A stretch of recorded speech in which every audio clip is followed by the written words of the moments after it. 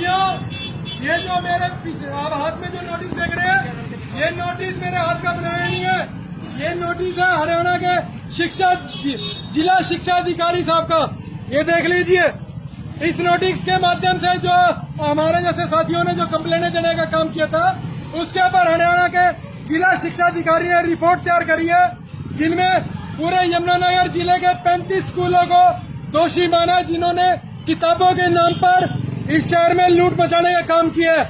और इस लूट में हमारे जगाधरी शहर के बड़े बड़े स्कूल जैसे कि Delhi public school, saint Thomas school, Sant Nishchal Singh public school, Swami Vivekananda public school sector 17, इसके अलावा स्प्रिंग फील्ड स्कूल, ये ऐसे बड़े बड़े मोटे मगरमच्छ जिन्होंने किताबों के नाम पर इस साल लूट मचाई है, उनका नोटिस है भाई साहब ये। और लेकिन अब कमजोरी देखो हमारे जिले के शिक्षा अधिकारी साहब की, कि इनका कहना है कि कार्रवाई करने की इनके पास पावर नहीं है।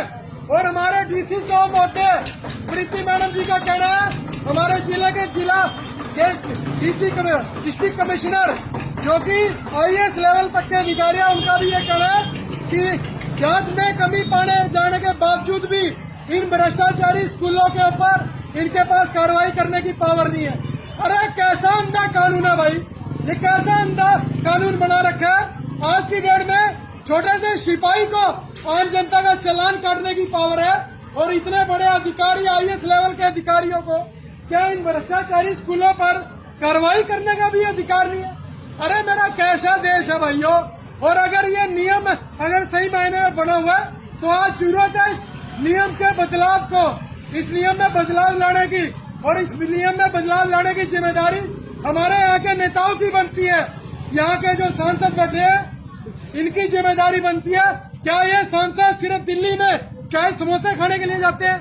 क्या इन्हें आम जनता का हनन दिखाई नहीं देता?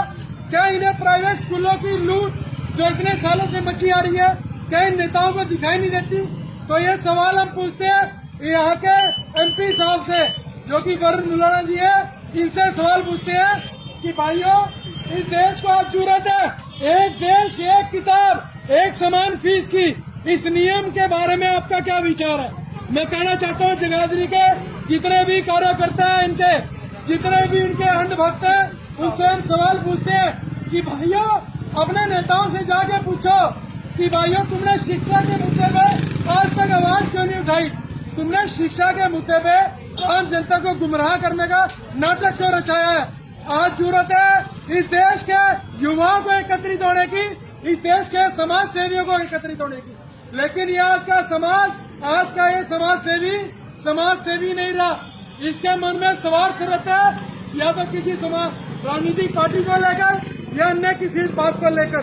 क्योंकि अगर स्वार्थ न होता तो ये शिक्षा के मुद्दे पर अपने मुंह पे चुप्पी साधना बैठे होते। साथियों, क्या ये आवाज के बारे में इन नेताओं को नहीं पता चल रहा? इन भ्रष्ट नेताओं को क्या अभी तक इनके कानों में आवाज नहीं गूंजी कि किताबों के नाम पे पूरे शहर में लूट मची है, मनमानी फीसों के नाम पर जगाधरी में लूट मची है?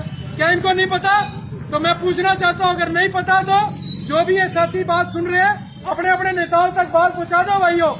कल को ये कोई नेता ना कहे कि मेरे तक तो आवाज ही नहीं पहुंची कि किताबों के नाम पे प्राइवेट स्कूलों ने लूट मचाई, मनमानी फीसों के नाम पर लूट मचाई, आम आदमी से शिक्षा का अधिकार छीनने का काम किया। तो भाइयों, अपनी जिम्मेदारी समझे। अपने देश के भविष्य को अगर बचाना है तो आप जनता को अपने बच्चों के भविष्य के लिए एकत्रित होना पड़ेगा। आज पूरे देश को एकजुट होने की जरूरत है साथियों।